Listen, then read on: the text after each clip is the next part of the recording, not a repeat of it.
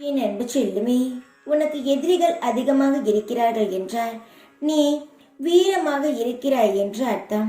உனக்கு துரோகிகள் அதிகமாக இருக்கிறார்கள் என்றால் நீ நல்லவனாக வாழ்கிறாய் என்றுதான் அர்த்தம். உனக்கு துரோகிகளும் அதிகம், உனக்கு எதிரிகளும் அதிகம். நீ நல்லவனாக இருக்கிறாய், அதனால்தான் உனக்கு உன் வாழ்க்கையில் இவ்வளவு கஷ்டங்கள் இருக்கிறார்கள் என்று கவலைப்படாதே.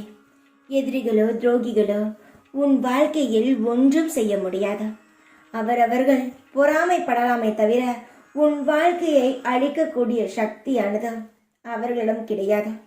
அவர்களை தேவையில்லாமல் நினைத்து பயந்து உன் வாழ்க்கையில் பாதி நாட்களை நீ துளைக்காதே. வாழ்க்கையை நீ சாதாரணமாக நினைக்காதே. பல எதிரிகளும் துரோகிகளும் இருந்தால்தான் சுவாரஸ்யமாகவே இருக்கும். அப்பொழுதுதான் உன் வாழ்க்கையில் நீ ஜெயிக்க வேண்டும் என்று கூட உனக்கு தோன்றும். வாழ்க்கையை சாதாரணமாக நினைத்து விடாதே. என் செல்லமே, ஏன் இந்த பயம்? நீ சாய்ப்பில்லை, நீ பயம் வேண்டாம், தைரியமாக இரு. என்னை மீறி உனக்கு எந்த ஒரு பிரச்சனையும் வராது. உனக்கு நான் ஒன்றை தரப்போகிறேன். பிறவியிலேயே உதவும் மனம் உண்டு. எப்போதும் ஓடி ஓடி உதவி செய்கிறாய். ஆனால் உனக்கு கஷ்டங்கள் வரும் பொழுது பங்கு போட யாரும் முன் வரவில்லை என்று வருந்தாதே.